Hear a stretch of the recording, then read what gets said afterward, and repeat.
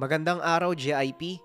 Magsisimula tayo ng panibagong serye dito sa Kwentong Bayan, ang Collab of Narrators. At para sa part 1 ng Collab of Narrators, ang makakasama natin walang iba, isa sa pinakamalupit na Tagalog horror narrator. Walang iba kung hindi si Boss Neb, Pinoy Creepypasta. Huwag na nating patagalin pa. Simulan na natin ang kwento. Ang kwentong ito ay hango sa totoong buhay. Mula ito sa isa nating kabayan na itago na lang natin sa pangalang Maricar. Taong 1989, Camarines Norte. Alas 5 pa lamang ng umaga, nakahanda na sa pag-alis si Maricar. Mula Maynila ay pupunta siya ng Bicol para dumalo sa kaarawan ni Tio Noli. Magkakaroon ng magarbong handaan dahil isasabay na rin ang pasasalamat sa pagkakapanalo nito bilang bagong kapitan ng barangay.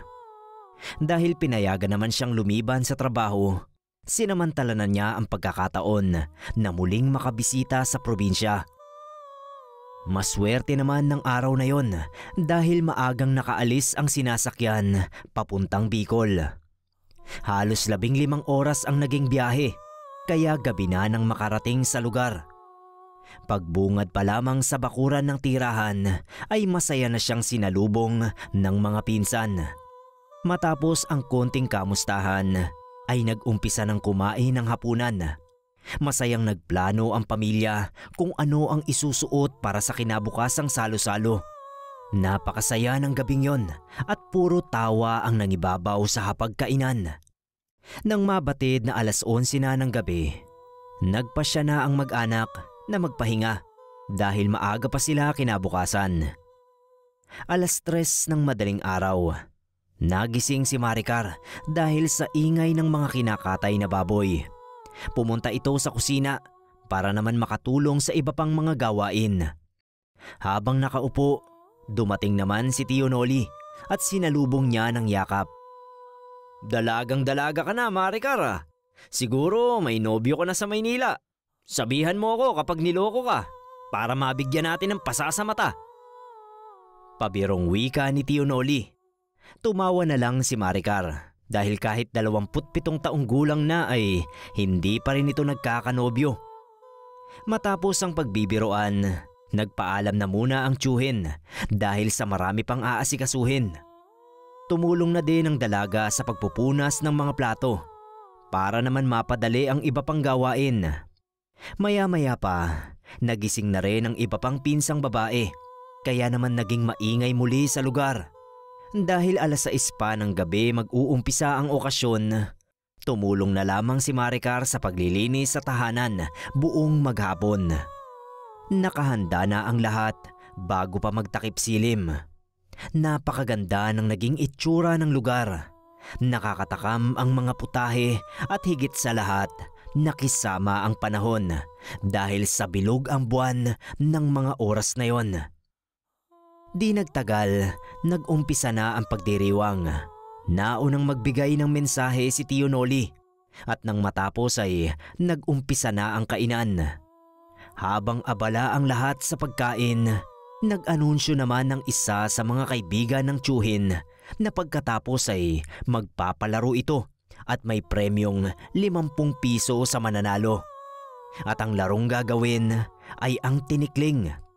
Naging interesado naman si Maricar, ngunit hindi pa niya kabisado kung paano ang tamang diskarte sa pag-iwas sa kawayan. Pero nagboluntaryo pa rin itong sumali sa laro. Maya-maya pa, nang matapos ang kainan, nag-umpisa na ang palaro. Hindi man alam kung paano mananalo, ngunit nagpatuloy lang sa paglalaro si Maricar. Puro tawa na lamang ang ginawa dahil paulit-ulit na naiipit ang mga paa ng napakabilis na pagtama ng mga kawayan. Sa buong palaro ay hindi man lamang siya nanalo sa ibang kalaban, ngunit ayon sa dalaga, napakasaya naman ng naging karanasan. Nang sumunod na araw, maagang umalis si Maricar sa lugar para umuwi na ng Maynila. Pagkarating ng sariling tahanan, maghapong nagpahinga dahil wala siya masyadong tulog sa maikling bakasyon. 6:00 ng gabi, ginising na ng ina si Maricar. Bumangon naman ito at dahil nakakaramdam na rin ng gutom. Matapos makakain ng akmang papatayo na, ay biglang natumba dahil sa hilong naramdaman. Inalalaya naman ito ng ina, ngunit napansin ang tumubong bulutong sa leeg ni Maricar. Kumuha ng herbal na gamot ang ina para ipainom dahil batid niyang lagnat ang posibleng sumunod na maramdaman ng anak. Maya-maya pa, nilagnat na nga si Maricar. Buong magdamag siyang hindi nakatulog dahil sa sobrang sama ng pakiramdam. Kumalat na rin ang mga bulutong sa buong katawan, dahilan para sumabay ang hapdi. Kaya naman dinala na siya sa ospital. Pagkasuri ng doktor, wala namang ibang nabanggit kundi ang tipikal na bulutong. Sa maghapong pananatili ay hindi naman nabawasan ng lagnat ni Maricar. Maging ang mga tumutubo sa katawan ay hindi rin napigilan ng ininom na mga gamot. Hinayaan muna ito ng ina dahil baka kinakailangan lamang ng ilang araw bago tuluyang gumaling. Dumaan pa ang 1 linggo, hindi pa rin umaayos ang lagay ni Maricar. Dahil sa napakalaking halaga na ng babayaran sa ospital, minabuti nitong ilabas na ang anak at subukan na muna ipanggamot ang mga herbal na produkto. Hindi naman tumutol ang dalaga dahil naaawa na siya sa magulang kung saan hahanap ng maibabayad. At isa pa ay nakakaramdam na rin siya ng labis na panghihina dahil sa napakaraming gamot na iniinom. Sa 2nd araw na pananatili sa tahanan, dito lamang nakita ni Maricar ang sarili sa salamin. Halos manlumo ang dalaga dahil ang buong balat niya ay punong-puno na ng bulutong. May mga sugat na rin sa muka habang ang iba naman sa mga ito ay nagkukulay itim na, parang nabubulok na balat. Sobra-sobra na rin ang ibinawas ng timbang, kaya naman ayon sa dalaga, maihahawig na ang itsura niya sa isang bangkay ng mga panahong yon. Nang mga sumunod na araw ay dumating si Tio Noli sa Maynila at nagmungkahing dalhin na muna si Maricar sa Bicol para ipagamot sa mga albularyo. Hindi naman tumutol pa ang ina dahil hindi na rin niya alam kung ano pang dapat gawin. At sa katunayan, sumama na rin ito papauwi sa Bicol. Nang mismong araw ng pagkarating sa lugar, pumunta agad ang 3 sa dalubhasang albularyo. Hindi pa man na itatanong kung ano ang nangyari sa dalaga, ay nagwika na ito ng, "Nabiktima ka ng isang manananim. Kinakailangan nating mabawi ang naitagong bakas ng mga paa mo para mawala ang sakit. Magpakatatag ka lang, iha. Dahil inaabisuhan na kitang hindi magiging madali ang isasagawa natin." Wika ng albularyo. Kahit hindi maintindihan ang sinasabi ng manggagamot, ay tumango na lamang si Maricar. Nilapitan siya nito at nag-umpisang isagawa ang pagpahid ng langis sa buong katawan. Matapos ay nagsabing pwede nang umuwi at kinakailangang bumalik pagkatapos ng 7 araw. Pinadalhan din ito si Maricar ng likidong nasa botelya upang inumin tuwing sasapit ang 6:00 ng gabi. Pagka-uwi ng tahanan, dumiretso na sa kwarto ang mag-ina para makapagpahinga. Hindi naman mapigilan ng mga pinsan ng dalaga na dalawin siya, kaya kahit hindi pa gaanong maayos ang pakiramdam, pinilit pa rin itong makipag-usap. Hindi nagtagal ay umuwi na rin ang mga ito. Nakaramdam na rin ng konting kaginhawahan si Maricar dahil sa langis na ipinahid ng manggagamot. Sa paglipas ng ilang araw, hindi man tuluyang nawala ang sakit ng dalaga, ngunit matyaga nitong sinunod ang mga bilin ng albularyo. Biyernes, Magtatakip silim pa lamang ay naglalakad na sina Maricar papunta sa tahanan ng albularyo dahil ito ang nakatakdang araw ng kanilang pagbabalik. Dahil sa medyo malayo-layo ang lugar, gabi na nang makarating sa tahanan ng matanda. Bago pa man makapasok ay napatingala na si Tio Noli dahil sa bilog na bilog ang buwan ng mga oras na yon. Kasabay nito, lumabas na rin ang albularyo. Halina kayo, kinakailangan na nating mapuntahan ang tirahan ng manananim. Dahil ilang oras na lang ay lilipat na sila ng lugar. Wika ng matanda habang may kung anong inilalagay sa supot. Nakasunod naman ang tatlo sa likod. Habang naglalakad, napapansin ni Maricar na unang beses niyang madaanan ang lugar na yon, papuntang gubat. May nagsisitaasang puno at napakaingay ng mga kuliglig. Malinaw niyang nasisilayan ng paligid dahil sa napakaliwanag na ilaw ng buwan. Maya-maya pa, sa napakalakas na boses ay may binanggit na mga dasal ang matanda. Kasabay nito ay may isang lalaki ang bumungad sa kanila. Nanlaki naman ang mga mata ng dalaga dahil ito ang kaibigan ni Tio Noli na nagpalaro ng tinikling. Napansin niyang may daladala itong lupa na may marka ng tsinelas. Sa pagkakataong yon, pinalayo na muna ng manggagamot ang ina at si Tio Noli. May kung anong pinag-usapan ang dalawa. At walang ano-ano'y biglang nag-ibang anyo ang kaharap ng albularyo. Naging isang matandang lalaki din. May puting buhok at may mapupulang mga mata. May kumikinang na bato ang inihagis ng manggagamot sa nilalang. Dahilan para mabitawan ang dalang lupa. Dali-dali naman itong nilapitan ng manggagamot at binuhusan ng langis. Nagising na ang nilalang. Nang akmang susugod na sana kay Maricar, tumakbo ang matanda at itinarak sa likod nito ang dalang patalim. Dahilan kaya humandusay ito sa lupa. Matapos yon ay nag-abiso na ang manggagamot na sila ay umuwi na at tinawag na rin ang dalawang nagtatago sa kakahuyan. Pagkarating sa tahanan ng manggagamot, nagpasalamat naman si Maricar dahil nararamdaman na niya ang unti-unting pagbalik ng lakas ng katawan. Ngumiti naman ang matanda at nagwika na mag-aantay pa ng 1 linggo bago tuluyang maghilom ang lahat ng sugat sa katawan.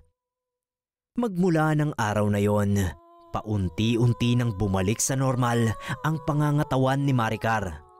Gaya ng sinabi ng albularyo, 7 araw din ang hinintay bago naghilom ang mga bulutong sa katawan ng dalaga.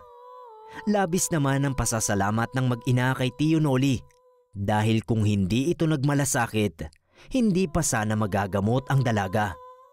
Bago pa man bumalik ng Maynila, pumunta muli ang mag-ina sa albularyo para muling magpasalamat.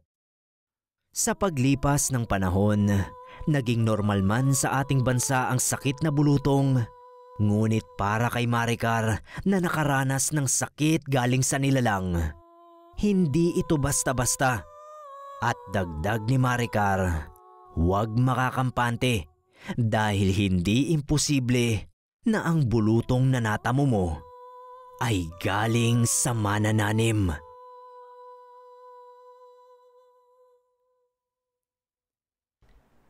Ang kwentong ito ay hango sa totoong buhay. Mula ito sa isa nating kabayan na itago na lang natin sa pangalang Buloy. Taong 1971, Iloilo. Simula pagkabata, dati nang naninirahan si Buloy sa isang baryo sa Iloilo. Wala naman masyadong tao sa kanilang lugar dahil malayo na ito sa syudad. Sa katunayan, mabibilang lamang sa daliri ang mga nakatira doon.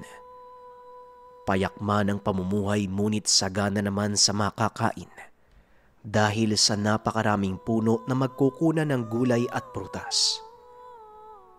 Tanging mga magulang na lamang ang kasama ni Buloy sa tahanan dahil may sari-sarili ng pamilya ang mga kapatid.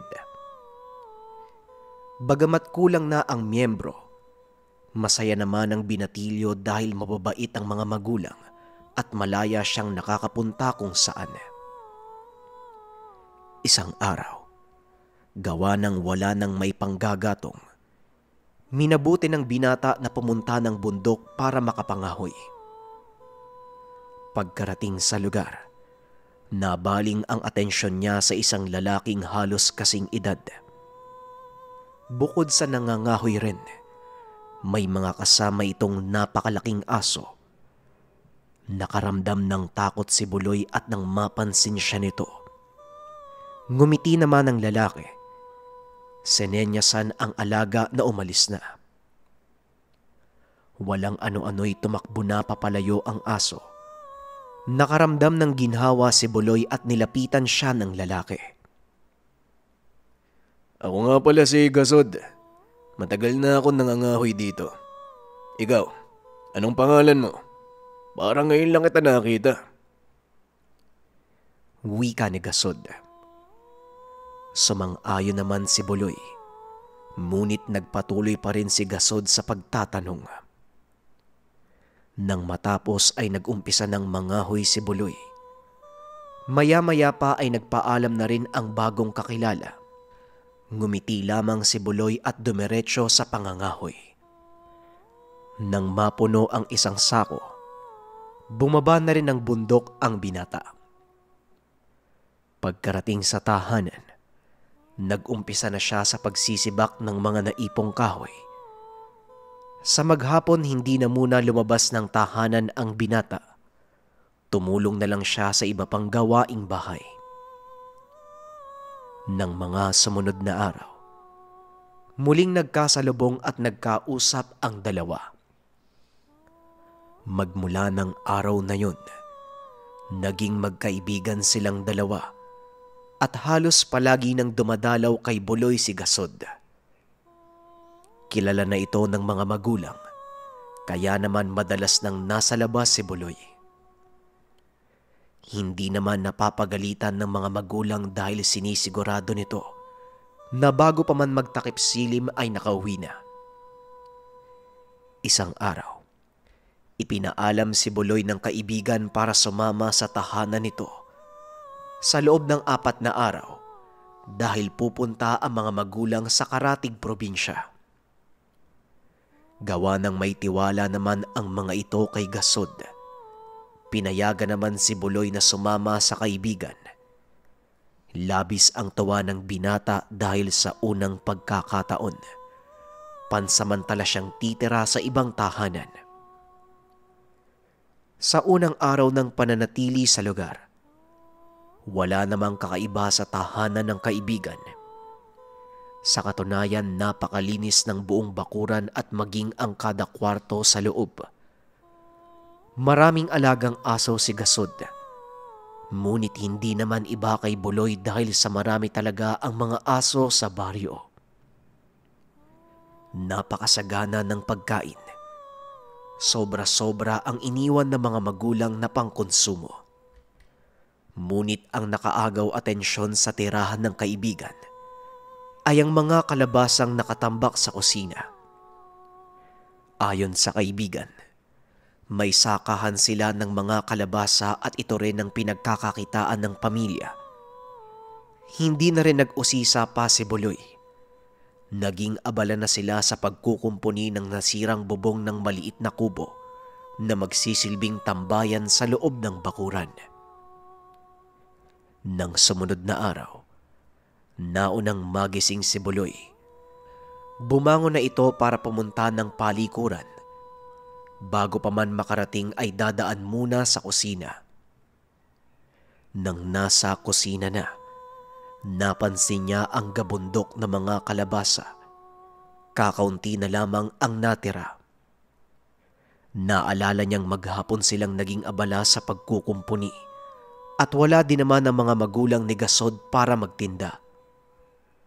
Kaya naging palaisipan kung saan napunta ang mga ito. Ngunit hindi nagtagal sa pagtitig si Buloy at dumiretso na ng palikuran.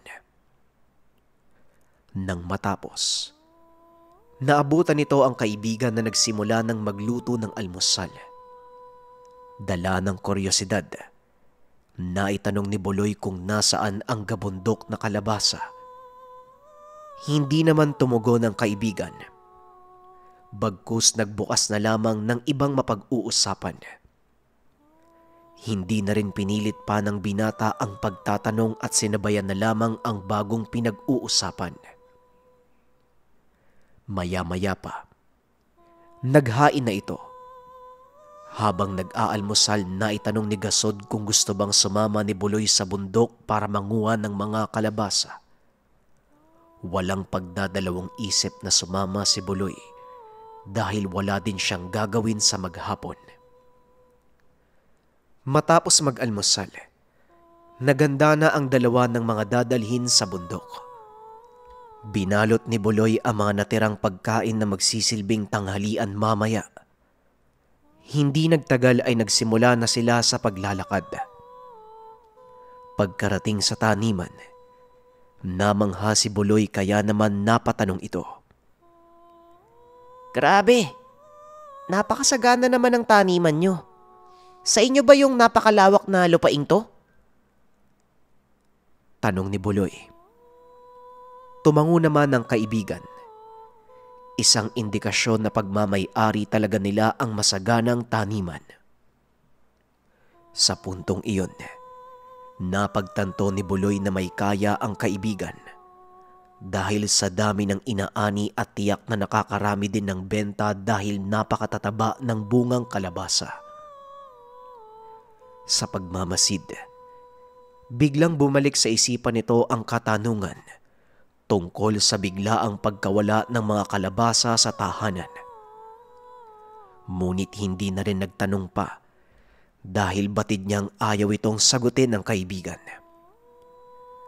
Nag-umpisa na si Gasod sa pamimitas kaya naman sumunod na rin si Buloy. Naging abala ang dalawa sa ginagawa sa maghapon. Halos hindi na rin nag-uusap dahil magkalayo na ang naging pwesto. Nawili rin si Buloy sa pag-iipon ng mga bunga, kaya magtatakip silim na rin nang magpasya silang umuwi. Bago pa man umalis, may hiniram na kalabaw si Gasod sa nag-iisang tirahan sa bundok. Ito ang ginagamit ng dalawa sa pagdala papauwi ng mga naipong kalabasa. Pagkarating sa tahanan, pareho silang nabigla nang maabutang nakauwi na ang mga magulang. Diretsyong nagmano ang dalawa at nagyaya na rin ang ina ni Gasod na maghapunan.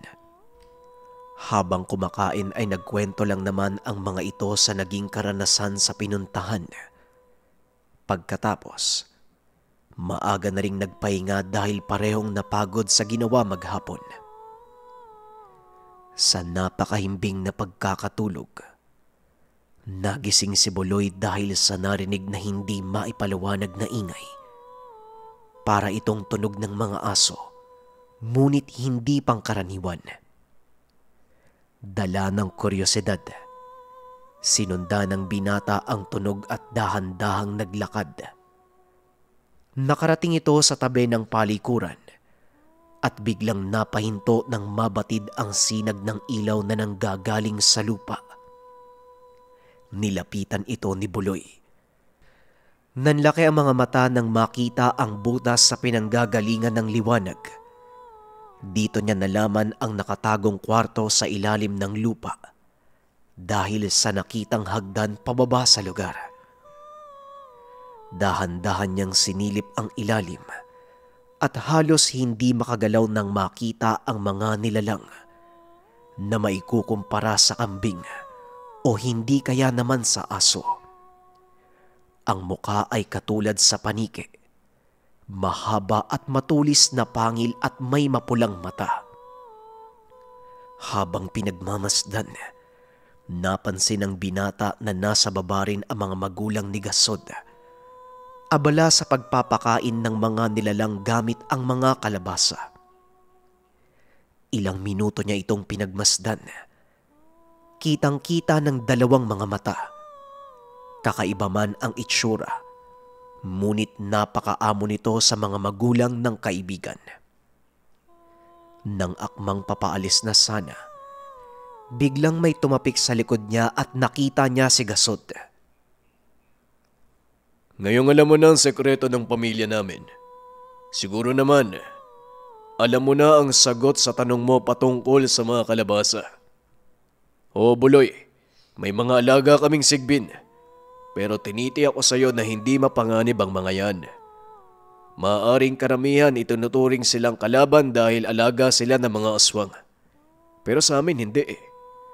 Sila ang dahilan ng pagiging masagana namin sa buhay. Nang nandito pa si Lolo, siya ang dating nangangalaga sa mga sigbin. Aminin ko nung una, natakot din ako pero habang tumatanda, dito ko na naintindihan kung bakit gano'n na lang ang pag-iingat ng mga magulang ko sa kanila. Swerte mga sigbin kung makikipagkasundo at pangangalagaan sila ng maayos. Dahil sa narinig ay halos hindi makagalaw ang binata. Nanginginig man, ngunit bumaba pa rin siya doon sa lugar ng yayain ng kaibigan. Pagkarating sa ibaba, biglang nagsilapitan sa kanya ang mga sigbin. Ngunit hindi naman naging agresibo dahil sinita ng mga magulang ng kaibigan. Hindi rin naman nagalit ang mga ito. Bagkus nag-abiso lamang na kung anuman ang nakita't nalaman sa pamilya, huwag na sanang ipagsabi pa dahil hindi nito magugustuhan ang gante ng mga sigbin. Tumango naman si Buloy at nangakong hindi niya ipagsasabi ang nakita. Sa buong oras na pananatili sa kwarto, halos hindi naimik si Buloy. Hindi nagtagal ay niyaya na rin ito ng kaibigan na bumalik ng kwarto para makapagpahinga. Sa buong magdamag, hindi na nakatulog pa ang binata dahil ito ang unang beses na makasaksi ng kakaibang nilalang. Nang sumunod na araw, sinamahan na siya ng kaibigan na umuwi sa sariling tahanan. Napatanong naman ng mga magulang ni Buloy kung bakit napaaga ang kanyang pag-uwi. Tinugunan naman ito ni Gasod na hindi natuloy ang ibang lakad ng mga magulang. Matapos ang kaunting pag-uusap ay umuwi na rin si Gasod. Magmula ng araw na yun, natutong maglihim si Buloy sa mga magulang. Ngunit ayon dito, ang nagawang paglilihim ay para sa pagsunod at pagrespeto sa pamilya ng kaibigan. Nang mga sumunod na araw, paunti-unti nang nagiging normal para sa binata ang mga sigbin dahil sa patuloy pa ring pagbisita sa bahay ni Gasod. Dumaan pa ang maraming taon. Palihim niya itong naibabahagi sa mga magulang, ngunit hindi naman sila naniniwala. Kaya hindi naman na pinilit pa ni Buloy ang mga nalalaman. Magpa hanggang ngayon, ngayong matanda na si Buloy at hindi na rin nakakasama pa ang dating kaibigan. Ngunit sumasariwa pa rin sa kanyang alaala na minsan siyang nakakita ng mga sigbin.